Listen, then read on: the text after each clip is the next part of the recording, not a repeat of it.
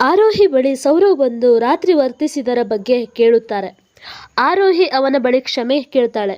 ನಂತರ ಇದರಲ್ಲಿ ಆರೋಹಿದು ತಪ್ಪಿಲ್ಲ ಎನ್ನುವಂತೆ ಪ್ರಬುದ್ಧ ಮನುಷ್ಯನಾಗಿ ಅವಳ ರಹಸ್ಯದ ಬೀಗವನ್ನು ತೆರೆಯದೆ ಅವಳಿಗೆ ಸಮಾಧಾನವಾಗುವಂತೆ ಮಾತನಾಡುತ್ತಾನೆ.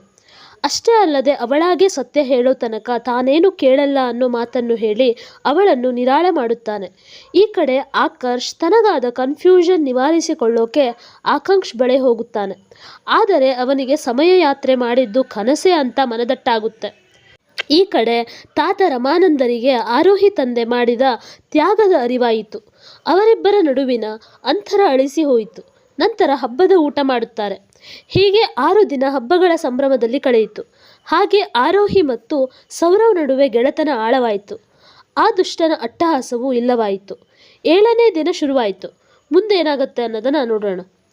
7ನೇ ದಿನ ಆರೋಹಿ ಎದ್ದು ಸ್ನಾನ ಮುಗಿಸಿ ದೇವರ ಕೋಣೆಗೆ ಬಂದಳು. ಅವಳ ಮನಸ್ಸಲ್ಲಿ ಅದೇನೋ ಕುತೂಹಲ. ಮೊದಲ ದಿನ ಯುಗಾದಿ, 2ನೇ ದಿನ ರಾಮನವಮಿ ಜನ್ಮಾಷ್ಟಮಿ, 3ನೇ ದಿನ ನಾಗ ಪಂಚಮಿ ಗಣೇಶ ಚತುರ್ಥಿ, 4ನೇ ದಿನ ದಸರಾ, 5ನೇ ದಿನ ದೀಪಾವಳಿ, 6ನೇ ದಿನ ಸಂಕ್ರಾಂತಿ. ಇವತ್ತು ಯಾವ ಹಬ್ಬ ಅಂತ ಮನಸ್ಸಲ್ಲೇ ಯೋಚಿಸಿದಳು. ಆದರೆ ಹಬ್ಬದ ವಾತಾವರಣ ಇರಲಿಲ್ಲ. ಅದಕ್ಕೆ ಆರೋಹಿ ಮನಸ್ಸಲ್ಲಿ ಎಲ್ಲ ಹಬ್ಬಗಳು ಮುಗಿದಿದೆ, ಅದಕ್ಕೆ ಸುಮ್ಮನಾಗಿರಬೇಕು, ಹೋಗಲಿ ಬಿಡು, ಈ 6 ದಿನ ನನ್ನ ಜೀವನದ ಶ್ರೇಷ್ಠ ದಿನಗಳು, ಅಷ್ಟು ಸಾಕು ಅಂತ ಯೋಚಿಸುತ್ತಿರುವಾಗಲೇ ಹಂಸ ಬಂದಳು. ಹಂಸ, ಆರು ಬಾ ನನ್ನ ಜೊತೆ. ಆರೋಹಿ, ಹಂಸ ಎಲ್ಲಿಗೆ? ಎಲ್ಲಿಗೆ ಅಂತ ಕೇಳಬೇಡ, ಬಾ ನನ್ನ ಜೊತೆ. ನನ್ನ ಮೇಲೆ ನಂಬಿಕೆ ಇಲ್ವಾ? ಹಂಸ, ಈ ಮಾತು ಇನ್ನೊಮ್ಮೆ ಹೇಳಬೇಡ. ನಿನ್ನ ನಂಬದೆ ಬೇರೆ ಯಾರನ್ನ ನಾನು ನಂಬಲಿ? ನನ್ನ ಕಣ್ಣು ಕಟ್ಟಿ ಬೆಟ್ಟದ ಮೇಲೆ ಬಿಟ್ಟರೂ ನನಗೆ ನಿನ್ನ ಮೇಲೆ ನಂಬಿಕೆ ಎಳ್ಳಷ್ಟು ಕಡಿಮೆ ಆಗಲ್ಲ. ಹಂಸ ಅಂದರೆ ವಿಶ್ವಾಸ. ಓಕೆ ಮೇಡಮ್, ಕುಯ್ಬೇಡಿ, ಸುಮ್ಮನೆ ಬನ್ನಿ. ಸರಿ ಆಯ್ತು ಮಾರಾಯ್ತಿ, ಬರ್ತೀನಿ. ಹಂಸ ಮತ್ತು ಆರೋಹಿ ಒಂಟಿ ಮಂಟಪದ ಹತ್ರ ಹೋದ್ರು. ಇಲ್ಲಿಗೆ ಯಾಕೆ ಕರ್ಕೊಂಡು ಬಂದೆ ಎಂದಳು ಆರೋಹಿ. ಹೇಳ್ತೀನಿ. ಹಾಗೆ ಇಬ್ಬರು ನದಿ ನೀರನ್ನು ನೋಡ್ತಾ ತಂಗಾಳಿಗೆ ಮೈಯೊಡ್ಡಿ ನಿಂತರು. ಆರು, ನಿನಗೆ ನೆನಪಿದೆನಾ, ನಾನು ಪ್ರತಿ ಬಾರಿ ಊರಿಗೆ ಬಂದಾಗಲೂ ನಾವಿಬ್ರು ನಮ್ಮ ಇಡೀ ದಿನ ಕಳೀತಾ ಇದ್ದ ಜಾಗ ಇದು. ಈ ಜಾಗದಲ್ಲಿ ನಾವಿಬ್ರು ನಕ್ಕಿದ್ದೀವಿ, ಹತ್ತಿದ್ದೀವಿ, ಜಗಳ ಮಾಡಿದ್ದೇವೆ, ತರಲೆ ಮಾಡಿದ್ದೀವಿ. ನಮ್ಮ ಎಷ್ಟೋ ಬಾಲ್ಯದ ನೆನಪುಗಳು ಇದೇ ಜಾಗದಲ್ಲಿ ಇದ್ದಾವೆ. ಹಾ ಹಂಸ, ಆ ಸಮಯ ಇನ್ನೊಮ್ಮೆ ಬರಬೇಕು. ನಾವಿಬ್ಬರು ಮತ್ತೊಮ್ಮೆ ಆ ಕ್ಷಣಗಳನ್ನು ಮುಗ್ಧ ಮನಸ್ಸಿನಿಂದ ನಿಷ್ಕಲ್ಮಶ ಪ್ರೀತಿಯಿಂದ ಜೀವಿಸಬೇಕು. ಆದರೆ ಅದು ಸಾಧ್ಯನಾ? ಹಂಸ, ಯಾಕೆ ಸಾಧ್ಯವಿಲ್ಲ? ಸಾಧ್ಯ ಇದೆ, ಆದರೆ ಆ ನಿಷ್ಕಲ್ಮಶ ಪ್ರೀತಿ ಈಗ ಇಲ್ಲ ಅನ್ಸತ್ತೆ. ಇಲ್ಲ ಹಂಸ, ಆ ನಿಷ್ಕಲ್ಮಶ ಪ್ರೀತಿ ನಿನ್ನ ಕಣ್ಣಲ್ಲಿ ಈಗಲೂ ಜೀವಂತವಾಗಿದೆ. ಆದರೆ ಆಗಿದ್ದ ಮುಗ್ಧತೆ. ಹಂಸ, ಹಾಗೇನಿಲ್ಲ. ಆ ಮುಗ್ಧತೆ ನನ್ನ ಆರೋಹಿ ಕಣ್ಣಲ್ಲಿ ಯಾವಾಗಲೂ ಇರುತ್ತೆ. ಅವಳು ಪಾಪಚ್ಚಿ. ಹಂಸ, ಆ ಮಗುವಿನ ಮುಗ್ಧತೆ ಈಗಿರೋಕೆ ಸಾಧ್ಯನಾ ಎಂದಳು ಆರೋಹಿ. ಇಲ್ಲ, ಆದರೆ ನಿನ್ನ ಕಣ್ಣಲ್ಲಿ ಅದು ಯಾವಾಗಲೂ ಇರುತ್ತೆ. ಆ ವಾದ ಬೇಡ ಬಿಡು, ಮಾತಲ್ಲಿ ನಿನ್ನ ಗೆಲ್ಲೋಕೆ ಆಗಲ್ಲ. ಆರು, ನಾವು ಇಲ್ಲಿಗೆ ಯಾಕೆ ಬಂದಿದ್ದೀವಿ ಗೊತ್ತಾ ಎಂದಳು ಹಂಸ. ಗೊತ್ತಿಲ್ಲ. ಅಷ್ಟರಲ್ಲಿ ಸರ್ಪ್ರೈಸ್ ಅಂತ ತುಂಬ ಜನರ ಧ್ವನಿ ಕೇಳಿಸಿತು. ಆರೋಹಿ ಹಿಂದೆ ತಿರುಗಿ ನೋಡಿದಾಗ ಮನೆಯವರೆಲ್ಲ ನಿಂತಿದ್ದರು. ಎಲ್ಲರೂ ಒಟ್ಟಿಗೆ ಹ್ಯಾಪಿ ಬರ್ತ್ಡೇ ಅಂತ ಹೇಳಿದರು. ಆರೋಹಿ, ಇವತ್ತು ನನ್ನ ಬರ್ತ್ಡೇ ಅಲ್ಲ. ಹಾಂ ಹೌದು, ಆದರೆ ಇದುವರೆಗೂ ಇವರ್ಯಾರೂ ನಿನ್ನ ಬರ್ತ್ಡೇ ಆಚರಿಸಿಲ್ಲ, ಅದಕ್ಕೆ ಇವತ್ತು ಆಚರಿಸ್ತಿದ್ದಾರೆ ಎಂದಳು ಹಂಸ. ಹಾಗಾದರೆ ಇವತ್ತಿನ ಸೆಲೆಬ್ರೇಷನ್? ಹಾಂ ಇದೆ. ಒಂಟಿ ಮಂಟಪದ ಬಳಿ ಹಬ್ಬದ ವಾತಾವರಣ ಇತ್ತು. ಸಂತೋಷದಿಂದ ಜನ್ಮದಿನ ಆಚರಣೆ ಮಾಡಿದರು. ಎಲ್ಲರೂ ಸೇರಿ ಇವಳಿಗೆ ಉಡುಗೊರೆ ಕೊಟ್ಟರು. ಭವಾನಿ ಪ್ರಸಾದ್ ಆರೋಹಿಗೆ 21 ವರ್ಷಗಳ 21 ಉಡುಗೊರೆ ಕೊಟ್ಟರು. ಆರೋಹಿ ಕಣ್ಣಲ್ಲಿ ಸಂತೋಷಕ್ಕೆ ಕಣ್ಣೀರು ತುಂಬಿತು. ಆ ಕಣ್ಣೀರ ಹನಿ ನೆಲಕ್ಕೆ ಬೀಳದಂತೆ ಸೌರವ್ ಅದನ್ನು ಕೈಯಲ್ಲಿ ಹಿಡಿದ. ಸೌರವ್, ಆರೋಹಿ ಅವರೇ, ಈ ನೀರು ತುಂಬ ಅಮೂಲ್ಯ. ಈ ಸಂತೋಷದ ದಿನದಂದು ಹರಿಯಲೆಂದು ಎಷ್ಟೋ ವರ್ಷದಿಂದ ಕಾಯ್ದಿತ್ತು. ಈಗ ಅದು ಭೂಮಿಗೆ ಬೀಳಬಾರದು ಅಂತ ಹೇಳಿ ನದಿಗೆ ಹಾಕಿದ. ನದಿಗೆ ಯಾಕೆ ಹಾಕಿದೆ ಅಂತ ಯೋಚಿಸುತ್ತಿದ್ದೀರಾ? ಈ ನದಿ ತುಂಬ ಪವಿತ್ರ. ಹಾಗೆ ನಿಮ್ಮ ಕಣ್ಣಿಂದ ಜಾರಿದ ಈ ಸಂತೋಷದ ಕಣ್ಣೀರು ಸಹ ಅಷ್ಟೇ ಪವಿತ್ರ. ಅದಕ್ಕೆ ಈ ನದಿಗೆ ನಿಮ್ಮ ಕಣ್ಣೀರನ್ನು ಹಾಕಿದ್ದು. ಅಲ್ಲಿದ್ದವರೆಲ್ಲ ಇವನ ಮಾತಿಗೆ ಸೋತು ನಿಂತರು. ಕಣ್ಣೀರಿಗೆ ಪವಿತ್ರ, ಅಮೂಲ್ಯ ಅಂತ ಹೇಳ್ತಿರೋ ಇವನು ಇನ್ನು ಆರೋಹಿನ ಎಷ್ಟು ಜೋಪಾನ ಮಾಡಬಹುದು, ಅವಳನ್ನು ಎಷ್ಟು ಪ್ರೀತಿಸಬಹುದು ಅಂತ ಯೋಚಿಸಿ ಸಂತೋಷಪಟ್ಟರು. ಅಲ್ಲೇ ನದಿ ದಂಡೆ ಹತ್ರ ಕೂತು ಎಲ್ಲರೂ ಊಟ ಮಾಡಿದರು. ಸಂತೋಷದಿಂದ ಸ್ನೇಹಕೂಟ ಆಚರಿಸಿದರು. ಸಂಜೆ ಆಗಿದ್ದು ತಿಳಿಯಲಿಲ್ಲ. ಎಲ್ಲರೂ ಮನೆಗೆ ಹೋದರು. ಆರೋಹಿ ಮನಸ್ಸು ಹರ್ಷೋಲ್ಲಾಸದಿಂದ ಕೂಡಿತ್ತು. ಸ್ವರ್ಗಕ್ಕೆ 3 ಗೇಣು ಅನ್ನುವಂತಾಗಿತ್ತು. ಆದರೆ ಅಷ್ಟರಲ್ಲೇ ಸಂಜೆಯಾಗುತ್ತಲೇ ಎಲ್ಲರ ಮುಖದಲ್ಲೂ ಒಂದು ರೀತಿಯ ಬೇಸರದ ಮೌನ ಆರಿಸಿತ್ತು. ಬೆಳಕು ಹರಿದರೆ ಆರೋಹಿ ತನ್ನ ಗಂಡನ ಮನೆಗೆ ಹೋಗ್ತಾಳೆ ಅನ್ನೋ ಯೋಚನೆ ಆವರಿಸಿತ್ತು. ರಾತ್ರಿ ಭವಾನಿ ಪ್ರಸಾದ್ ರವರು ಮನೆಯ ಅಂಗಳದಲ್ಲಿನ ಉಯ್ಯಾಲೆ ಮೇಲೆ ಕೂತಿದ್ದರು. ಆರೋಹಿ ಬಂದಳು. ಅಪ್ಪ, ಯಾಕೆ ಹೀಗೆ ಕೂತಿದ್ದೀರಾ? ಊಟ ಮಾಡಿ ಬನ್ನಿ. ನಾಳೆ ನೀನು ಹೊರಟೋಗ್ತೀಯ ಮಗಳೇ. ಅಪ್ಪ, ಅದು ಭವಾನಿ ಪ್ರಸಾದ್, ನಿನ್ನ ಜೊತೆ ಈ 11 ದಿನ ಹೇಗೆ ಕಳೀತು ಅಂತಾನೆ ಗೊತ್ತಾಗಿಲ್ಲ. ನಾಳೆ ನೀನು ಹೊರಟೋಗ್ತೀಯಾ ಅಂತ ನೆನಪಿಸಿಕೊಂಡ್ರೆ ಮನಸ್ಸು ಚೂರಾದಂಗೆ ಭಾಸವಾಗ್ತಿದೆ. ಆರೋಹಿ, ಅಪ್ಪ ಕೊಟ್ಟ ಹೆಣ್ಣು ಕುಲಕ್ಕೆ ಹೊರಗೆ. ಮದುವೆ ಆದ ಮೇಲೆ ಹೆಣ್ಣು ಗಂಡನ ಮನೆಗೆ ಹೋಗಲೇಬೇಕು. ಇದೇ ಈ ಸಮಾಜದ ನಿಯಮ. ಈ ನಿಯಮಗಳು ಬರೀ ಹೆಣ್ಣು ಮಗಳಿಗೆ ಯಾಕೆ? ಅಪ್ಪ, ಈ ಪ್ರಶ್ನೆ ನನ್ನ ಕೇಳೋದಕ್ಕಿಂತ ನಿಮ್ಮನ್ನು ನೀವು ಕೇಳ್ಕೊಳ್ಳಿ, ಉತ್ತರ ಸಿಗಬಹುದು. ತುಂಬ ಸಲ ಕೇಳ್ಕೊಂಡೆ, ಉತ್ತರ ಸಿಗ್ತಿಲ್ಲ ಮಗಳೇ. ತಲಾಂತರದಿಂದ ನಡೆದು ಬಂದಿರೋ ಪದ್ಧತಿ. ಪ್ರಶ್ನೆ ಮಾಡೋಕ್ಕಾಗಲ್ಲ, ಬದಲಾಯಿಸೋಕ್ಕಂತೂ ಮೊದಲೇ ಆಗೋಲ್ಲ. ಈ 11 ದಿನ ನನ್ನ ಜೀವನದ ಅತ್ಯಂತ ವಿಶೇಷ ದಿನಗಳು ಮಗಳೇ, ಯಾವತ್ತೂ ಮರೆಯಲ್ಲ. ಅಷ್ಟರಲ್ಲಿ ಆಕರ್ಷ್ ಬಂದ. ಆಕರ್ಷ್ ಹುಟ್ಟಿದಿಂದಲೇ ಇವಳನ್ನು ನಮ್ಮ ಮನೆಯಿಂದ ದೂರ ಮಾಡದೇ ಇದ್ದಿದ್ರೆ ಈ 21 ವರ್ಷಗಳು ಸಹ ಈ 11 ದಿನಗಳಂತೆ ಇರ್ತಿತ್ತು. ಅತಿ ಕೋಪದಿಂದ ಹೇಳಿದ ಭವಾನಿ. ಆಕರ್ಷ್, ಏನು ಮಾತಾಡ್ತಿದೀಯಾ? ಸತ್ಯ ಚಿಕ್ಕಪ್ಪ, ಸಮಾಜನ ಬದಲಾಯಿಸೋ ಮಾತಾಡ್ತಿರೋ ನೀವು ಹೆಂಡತಿ ಸತ್ತಿದ್ದಕ್ಕೆ ಹುಟ್ಟಿದ ಮಗು ಕಾರಣ ಅಂತ ಏನು ಅರಿಯದ ಆರೋಹಿನ ದೂರ ಮಾಡ್ಕೊಂಡ್ರಿ. ಅಷ್ಟೇ ಅಲ್ಲದೆ ಅವಳ ಜೀವನದಲ್ಲಿ ಬಿರುಗಾಳಿ ಏಳೋಕ್ಕೂ ನಿಮ್ಮ ಆ ನಿರ್ಧಾರ ಕಾರಣ. ಭವಾನಿ ಪ್ರಸಾದ್ ಯಾವ ಬಿರುಗಾಳಿ ಅಂತ ಕೇಳಲು ಹೊರಟರು. ಅಷ್ಟರಲ್ಲಿ ಆರೋಹಿ ಅಣ್ಣ ಅಂತ ಕೂಗಿದಳು. ಅಪ್ಪನ ಬಗ್ಗೆ ಮಾತಾಡಬೇಡಿ, ಅವರು ಯಾವ ತಪ್ಪು ಮಾಡಿಲ್ಲ. ಆಕರ್ಷ್, ಆರೋಹಿ ಸಾಕು. ಆರೋಹಿ, ಎಷ್ಟು ಅಂತ ಈ ಮನುಷ್ಯನ ಸಪೋರ್ಟ್ ಮಾಡಿ ಅವರ ತಪ್ಪನ್ನು ಮುಚ್ಚಾಕೋ ಪ್ರಯತ್ನ ಮಾಡ್ತೀಯಾ? ಇಂಥ ತಂದೆ ಯಾರಿಗೂ ಬೇಡ. ಅಷ್ಟರಲ್ಲಿ ರಮಾನಂದರು ಬಂದು ಇವನ ಕೆನ್ನೆಗೆ ಬಾರಿಸಿದರು. ತಾತ, ಏನು ಮಾಡ್ತಿದ್ದೀರಾ? ಅಷ್ಟು ದೊಡ್ಡ ಕುಟುಂಬ ಇದ್ದರೂ ಆರೋಹಿ ಅನಾಥೆ ಥರ ನಿಮ್ಮ ಜೊತೆ ಬೆಳೆಯೋಕ್ಕೆ ಇವರೇ ಕಾರಣ ಎಂದನು ಆಕರ್ಷ್. ರಮಾನಂದರು, ಆಕರ್ಷ್, ನನ್ನ ಅಳಿಯನ ಬಗ್ಗೆ ಈ ರೀತಿ ಮಾತಾಡಬೇಡ. ಅವರ ತ್ಯಾಗ ನಿನಗೇನು ಗೊತ್ತು? ನನಗೋಸ್ಕರ, ನನ್ನ ಒಂಟಿತನ ನಿವಾರಿಸೋಕ್ಕೋಸ್ಕರ ತಮ್ಮ ಜೀವನದ ಅಮೂಲ್ಯ ರತ್ನ ನನ್ನ ಮಡಿಲಿಗೆ ಹಾಕಿದ್ರು. ಅಷ್ಟೇ ಅಲ್ಲ, ಇಂಥ ತ್ಯಾಗ ಮಾಡಿ ಇಡೀ ಪ್ರಪಂಚದ ಮುಂದೆ ಅಷ್ಟೇ ಯಾಕೆ ತನ್ನ ಸ್ವಂತ ಕುಟುಂಬದ ಮುಂದೆ ಕೆಟ್ಟವರಾದರು. ಇಂಥ ನಿಸ್ವಾರ್ಥ ವ್ಯಕ್ತಿ ಬಗ್ಗೆ ಹಾಗೆಲ್ಲ ಮಾತಾಡಬೇಡ. ತಾತ, ಏನು ಹೇಳ್ತಿದ್ದೀರಾ? ಸತ್ಯ. ಆರೋಹಿ, ತಾತ, ಹಾಗಾದರೆ ಅವತ್ತು ನನ್ನ ಹತ್ರ ಅಪ್ಪ ಹೇಳಿದ್ದು ಅದು ಒಂದು ರೀತಿ ಸತ್ಯ, ಆದರೆ ನಿಜವಾದ ಸತ್ಯ ಇದು ಎಂದರು ರಮಾನಂದರು. ಆಕರ್ಷ್, ಚಿಕ್ಕಪ್ಪ, ಕ್ಷಮಿಸಿ ಚಿಕ್ಕಪ್ಪ, ನಿಮ್ಮನ್ನು ಅರ್ಥ ಮಾಡಿಕೊಳ್ಳದೆ ನಿಮ್ಮ ಮನಸ್ಸಿಗೆ ನೋವು ಮಾಡಿಬಿಟ್ಟೆ. ಕ್ಷಮಿಸಿಬಿಡಿ ಚಿಕ್ಕಪ್ಪ. ಆಕರ್ಷ್, ಕ್ಷಮೆ ಕೇಳುವಂಥ ತಪ್ಪು ನೀನೇನು ಮಾಡಿಲ್ಲ. ನಿನಗೆ ನನ್ನ ತಂಗಿ ಮೇಲಿರೋ ಪ್ರೀತಿ, ವಾತ್ಸಲ್ಯ ಆ ರೀತಿ ಮಾತನಾಡುವಂತೆ ಮಾಡಿದ ಅಷ್ಟೆ. ಹೋಗಲಿ ಬಿಡು. ಎಲ್ಲರೂ ಊಟಕ್ಕೆ ಹೋದರು. ಊಟ ಮಾಡಿ ಮಲಗಿದರು. ಬೆಳಕು ಹರಿಯಿತು. ಎಲ್ಲರೂ ಊರಿಗೆ ಹೋಗಲು ಸಿದ್ಧರಾದರು. ಆದರೆ ಆಕರ್ಷ್ ಊರಿಗೆ ವಾಪಸ್ ಹೋಗದಿರಲು ನಿರ್ಧಾರ ಮಾಡಿದ್ದ. ಪಂಕಜ, ಆಕರ್ಷ್, ಏನಾಯಿತು? ಯಾಕೆ ಈ ನಿರ್ಧಾರ? ಅಮ್ಮ, ನಾನು ಇಲ್ಲೇ ಇದ್ದು ಕೃಷಿ ಮಾಡಬೇಕು ಅಂತ ಇದ್ದೀನಿ. ನಾನು ಹೇಗಿದ್ದರೂ ಕೃಷಿ ವಿಭಾಗದಲ್ಲಿ ಸ್ನಾತಕೋತ್ತರ ಪದವಿ ಮಾಡಿದ್ದೇನೆ. ಇಲ್ಲಿ ತಾತನ ಜೊತೆ ಇದ್ದು ಸಾವಯವ ಕೃಷಿ ಮಾಡಬೇಕು ಅಂತ ಇದ್ದೀನಿ. ಅದರಿಂದ ಇಲ್ಲಿರೋ ರೈತರಿಗೂ ನನ್ನ ವಿದ್ಯೆ ಉಪಯೋಗ ಆಗುತ್ತೆ. ಪ್ಲೀಸ್ ಅಮ್ಮ, ಬೇಡ ಅಂತ ಹೇಳಬೇಡಿ. ಇಷ್ಟು ಒಳ್ಳೆ ಕೆಲಸ ಮಾಡ್ತಿರುವಾಗ ಬೇಡ ಅಂತ ಯಾಕೆ ಹೇಳಲಿ? ಮಾಡು. ಭೂದೇವಿ ಸೇವೆ ಮಾಡೋದು ಒಂದು ಪುಣ್ಯದ ಕೆಲಸ. ಥ್ಯಾಂಕ್ ಯು ಅಮ್ಮ. ತಾತ, ನಾನಿಲ್ಲಿರೋದು ನಿಮಗೆ ತೊಂದರೆ ಇಲ್ಲ ತಾನೆ? ತಾತ, ಯಾಕೆ ಹಾಗೆಲ್ಲ ಹೇಳ್ತೀಯ ಮಗ? ನಾನು ಒಬ್ಬಂಟಿ. ನೀನು ನನ್ನ ಜೊತೆ ಇರ್ತೀನಿ ಅಂತ ಕೇಳಿದ್ದಕ್ಕೆ ನನಗೆ ತುಂಬ ಖುಷಿನೇ. ಆರೋಹಿ ತಾತನನ್ನು ಅಪ್ಪಿಕೊಂಡಳು. ತಾತ, ನೀನು ನನ್ನ ಆರೋಗ್ಯ ಚೆನ್ನಾಗಿ ನೋಡ್ಕೊ. ನಾನಿಲ್ಲ ಅಂತ ಸಿಹಿ ಉಪ್ಪು ಜಾಸ್ತಿ ತಿನ್ನಬೇಡ. ನಾನು ಫೋನ್ ಮಾಡ್ತಿರ್ತೀನಿ. ಅಷ್ಟೇ ಅಲ್ಲ, ಆಕರ್ಷ್ ಅಣ್ಣನ ಹತ್ರ ನಿನ್ನ ಬಗ್ಗೆ ಎಲ್ಲ ವಿಚಾರಿಸ್ತೀನಿ. ಅವನೇನಾದರೂ ನಿನ್ನ ಬಗ್ಗೆ ಹೇಳಬೇಕು. ನಾನು ಎಲ್ಲ ಬಿಟ್ಟು ಬಂದು ಬಿಡ್ತೀನಿ. ಹಾಗೇನಾದರೂ ಮಾಡಿಬಿಟ್ಟಿಯ ಕೂಸೆ? ಪುಟ್ಟವ್ವ, ನಾನು ನನ್ನ ಆರೋಗ್ಯ ಚೆನ್ನಾಗಿ ನೋಡ್ಕೋತೀನಿ. ಇನ್ನು ನಿನ್ನ ಮಕ್ಕಳನ್ನು, ಅವರ ಮಕ್ಕಳನ್ನು ನೋಡೋ ತನಕ ಹೋಗಲ್ಲ. ಅಷ್ಟೇನಾ? ನೀನು ನನ್ನ ಮಕ್ಕಳು, ಅವರ ಮಕ್ಕಳು, ಅವರ ಮಕ್ಕಳನ್ನು ನೋಡಬೇಕು. ಅಷ್ಟೊಂದು ವರ್ಷನಾ ಎಂದರು ತಾತ. ಹಾಂ, ಸರಿ ಕಣವ, ಹಾಗೇ ಆಗಲಿ. ಒಂದು ಭಾವನಾತ್ಮಕ ವಿದಾಯ ಹೇಳಿ ಎಲ್ಲರೂ ಹೊರಟರು. ಹಂಸ ಸಹ ಅವರ ಜೊತೆ ಹೊರಟಳು. ಎಲ್ಲರೂ ಬೆಂಗಳೂರಿಗೆ ಬಂದರು. ನಂತರ ಆರೋಹಿ ತನ್ನ ಗಂಡನ ಮನೆಗೆ ಹೋದಳು. ಹಂಸ ಲಂಡನ್ಗೆ ವಾಪಸ್ ಹೋಗಲು ಏರ್ಪೋರ್ಟ್ಗೆ ಹೋದಳು. ಆರೋಹಿ ಅತ್ತೆ ಮನೆಯಲ್ಲಿ ವಿಜೃಂಭಣೆಯಿಂದ ಸ್ವಾಗತಿಸಿದರು. ಆರೋಹಿ, ಸೌರವ್ ತಮ್ಮ ರೂಮ್ಗೆ ಹೋದರು. ನಂತರ ಸ್ವಲ್ಪ ಸಮಯದ ನಂತರ ಆರೋಹಿ ಅತ್ತೆ ಅದೇನೋ ಅವರ ಮನೆಯ ರಹಸ್ಯ ಕೋಣೆಯ ಬಗ್ಗೆ ಹೇಳಲು ಇವರಿಬ್ಬರನ್ನು ಕರೆದಳು. ಸೌರವ್ ತಾಯಿ ಪಲ್ಲವಿ, ಸೌರವ್ ಮತ್ತು ಆರೋಹಿ ಇಬ್ಬರು ಬನ್ನಿ. ಏನು ರಹಸ್ಯ ಅಮ್ಮ? ಇವಳೇನೋ ಹೇಳ್ತಿದ್ಲು. ಸೌರವ್ ತಂಗಿ ಸೌಪರ್ಣಿಕ, ಅಣ್ಣ ಸ್ವಲ್ಪ ಸಮಾಧಾನ, ಹೇಳೋಕೆ ಕರೆದಿರೋದು. ಅಮ್ಮ ಹೇಳ್ತಾರೆ. ಆಯಿತು ಮೇಡಮ್. ಸೌಪರ್ಣಿಕ, ನೀನು ಸ್ವಲ್ಪ ಸುಮ್ಮನೆ ಇರ್ತೀಯಾ ಎಂದಳು ಪಲ್ಲವಿ. ಸೌಪರ್ಣಿಕ, ಸರಿ ಅಮ್ಮ, ನೀನು ಹೊರಡು.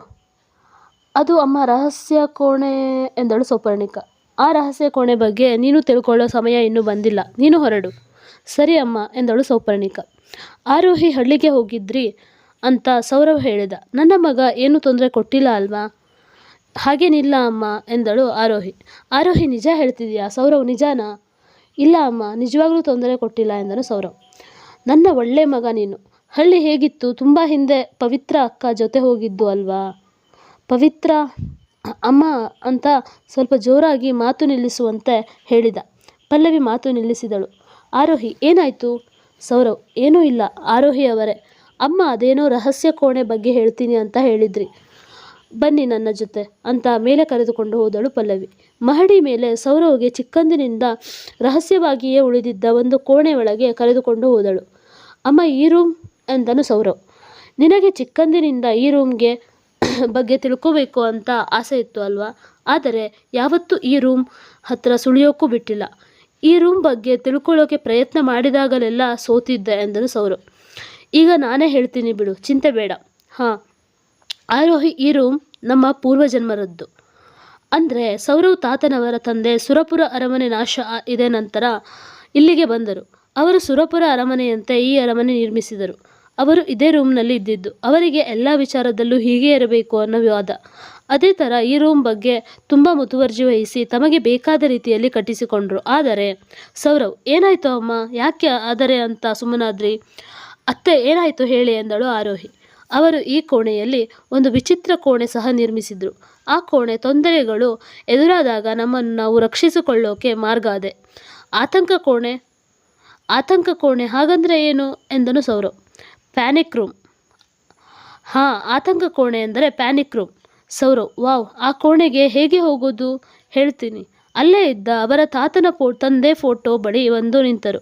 ನಂತರ ಫೋಟೋ ಆ ಜಾಗದಿಂದ ತೆಗೆದರು. ನಂತರ ಒಂದು ಹಳೆ ಕಾಲದ ಕಟ್ಟಿಗೆ ಬೊಂಬೆಯನ್ನು ಎಡದಿಂದ ಬಲಕ್ಕೆ ತಿರುಗಿಸಿದರು. ನೆಲದಲ್ಲಿ ಬಾಗಿಲಂತೆ ತೆರೆದುಕೊಂಡಿತು. ಅಲ್ಲೊಂದು ಪುಟ್ಟ ಜೀವನವೇ ಅಡಕವಾಗಿತ್ತು. ಸೌರವ್ ಹಾಗೂ ಆರೋಹಿ ಇಬ್ಬರು ಕಣ್ಣು ಬಿಟ್ಟ ಹಾಗೆ ನಿಂತು ಬಿಟ್ಟರು. ಇದೇ ಈ ಅರಮನೆಯ ಪ್ಯಾನಿಕ್ ರೂಮ್. ಯಾವುದೇ ಅಹಿತಕರ ಘಟನೆ ಅಂದರೆ ಅದು ಪ್ರಾಕೃತಿಕವಾಗಿರಬಹುದು, ಇಲ್ಲ ಮಾನವ ನಿರ್ಮಿತವಾಗಿರಬಹುದು. ಭೂಕಂಪ ಅಥವಾ ಭಯೋತ್ಪಾದನಾ ಕೃತ್ಯ ನಡೆದಾಗ ಈ ಕೋಣೆ ಎಷ್ಟು ಸುಭದ್ರವಾಗಿದೆ ಅಂದರೆ ತೀವ್ರ ಭೂಕಂಪವನ್ನು ಸಹ ಈ ಕೋಣೆ ತಡೆದುಕೊಳ್ಳುತ್ತದೆ. ಅಷ್ಟೇ ಅಲ್ಲ, ಈ ಕೋಣೆ ಧ್ವನಿ ನಿರ್ಬಂಧಿತವಾಗಿದೆ. ಈ ಕೋಣೆಯಿಂದ ಯಾವ ಶಬ್ದವೂ ಹೊರಗಡೆ ಕೇಳಿಸಲ್ಲ. ಹಾಗೆ ಇಲ್ಲಿಂದ ಗಾಳಿಯೂ ಹೊರಗೆ ಹೋಗಲ್ಲ. ಆ ಥರ ಜಾಗ ನಿರ್ಮಿಸಿದ್ದಾರೆ.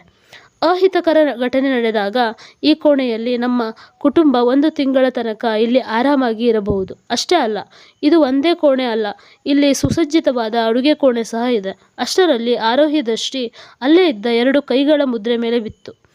ಅತ್ತೆ, ಈ ಹಸ್ತಮುದ್ರೆ ಎಂದಳು ಆರೋಹಿ. ಅರೆ ಹಾಂ ಅಮ್ಮ, ಇದೇನಿದು ಎಂದನು ಸೌರವ್. ಇದು ಯಾಕೆ ಮಾಡಿದ್ದಾರೆ ಅಂತ ನನಗೂ ಸ್ಪಷ್ಟವಾಗಿ ಗೊತ್ತಿಲ್ಲ. ಆದರೆ ಈ ಹಸ್ತಮುದ್ರೆ ಅದೇ ಅವತ್ತು ಕತೆ ಹೇಳಿದ್ನಲ್ಲ ಅಜ್ಜ ಅಜ್ಜಿ, ಅವರದೇ ಈ ಹಸ್ತಮುದ್ರೆ. ಈ ಹಸ್ತಮುದ್ರಿಕೆಗಳು ಯಾವುದೋ ರೀತಿಯ ಬೀಗದ ಕೈಗಳು ಅಂತ ಈ ಮನೆಯ ಇತಿಹಾಸ ಪುಸ್ತಕದಲ್ಲಿದೆ. ಈ ಹಸ್ತಮುದ್ರಿಕೆಗಳಿಗೆ ಹೊಂದುವ ಹಸ್ತಗಳು ಈ ಮುದ್ರೆ ಮೇಲೆ ಇಟ್ಟರೆ ಇಲ್ಲಿಂದ ಇನ್ನೊಂದು ಕೋಣೆ ತಲುಪಬಹುದು. ಆದರೆ ಅವರ ಥರ ಹಸ್ತಮುದ್ರೆ ಇರೋಕೆ ಸಾಧ್ಯನಾ?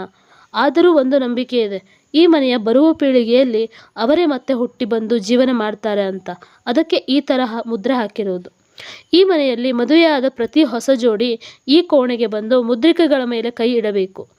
ಈಗ ಹೇಳಿ, ಈ ರೂಮ್ ಹೇಗಿದೆ ಅದನ್ನು ಹೇಳಿ. ಸೌರವ್, ತುಂಬ ಅಂದರೆ ತುಂಬ ಚೆನ್ನಾಗಿದೆ. ನಾನು ಊಹಿಸಿದ್ದಕ್ಕಿಂತ ಅದ್ಭುತವಾಗಿದೆ.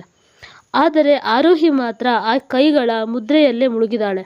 ತನ್ನ ಎಡಗೈಯನ್ನು ಆ ಮುದ್ರೆಯ ಮೇಲೆ ಇಡಲು ಮುಂದಾದಳು. ಆದರೆ ಅಷ್ಟರಲ್ಲಿ ಪಲ್ಲವಿ, ಆರೋಹಿ, ನೀನು ಏನು ಹೇಳಲೇ ಇಲ್ಲ? ಹಾಂ ಎಂದು ಉದ್ಗರಿಸಿದಳು ಆರೋಹಿ. ಈ ಕೋಣೆ ಬಗ್ಗೆ ಏನು ಹೇಳಲೇ ಇಲ್ಲ. ಅದ್ಭುತ ಎಂದಳು ಆರೋಹಿ. ಹಾಂ ಅಮ್ಮ. ಅತ್ತೆ, ಈ ಮುದ್ರೆ ಮೇಲೆ ಒಮ್ಮೆ ಕೈ ಇಟ್ಟು ನೋಡ್ಲಾ? ಅಫ್ಕೋರ್ಸ್, ನೀವಿಬ್ಬರೂ ಇಡಿ.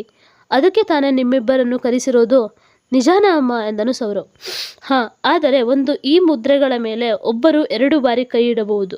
3ನೇ ಬಾರಿ ಅವರೇ ಇಟ್ಟರೆ ಈ ಕೋಣೆ ಶಾಶ್ವತವಾಗಿ ಮುಚ್ಚಿ ಹೋಗುತ್ತೆ. ಆರೋಹಿ ತನ್ನ ಬಲಗೈ ಮುಂದೆ ತಂದಳು. ಸೌರವ್ ತನ್ನ ಎಡಗೈ ಮುಂದೆ ತಂದನು. ಇಬ್ಬರು ಮುದ್ರೆಗಳ ಮೇಲೆ ಕೈ ಇಟ್ಟು, ಆದರೆ ಏನೂ ಪ್ರಯೋಜನ ಆಗಲಿಲ್ಲ. ಪರವಾಗಿಲ್ಲ, ಸರಿ ಬನ್ನಿ ಹೋಗೋಣ. ಎಲ್ಲರೂ ರೂಮ್ನಿಂದ ಹೊರಬಂದರು. ಆದರೆ ಆರೋಹಿ ಮನಸ್ಸು ಮಾತ್ರ ಆ ಗೋಡೆಯ ಮೇಲಿನ ಹಸ್ತಮುದ್ರೆಗಳ ಮೇಲೆಯೇ ಇತ್ತು. ಅದೇ ಸಮಯಕ್ಕೆ ಸರಿಯಾಗಿ ಮನೆಯ ಕರೆಗಂಟೆ ಶಬ್ದ ಕೇಳಿಸಿತು.